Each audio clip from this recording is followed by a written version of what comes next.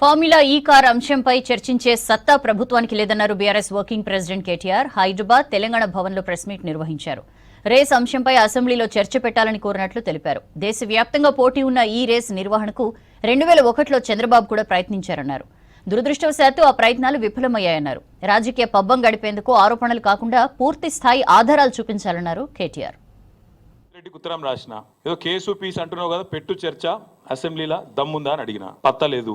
రేపో లేకపోతే ఎల్లుండో ఆయనతో అసెంబ్లీ ఏదో నడిపించినట్టు చేసి తూతూ మంత్రంగా మైకులు వలిగేటట్టేదో సేమ్ సోది ఉపన్యాసాలు చెప్పి అవతల పడతారు తప్ప ఈ విషయం మీద చర్చించే దమ్ము ప్రభుత్వానికి లేదు. అసలు ఫార్ములా ఈ ఏంది, అసలు హైదరాబాద్ ఈ ప్రీ ఏంది, అసలు జరిగింది ఏంది.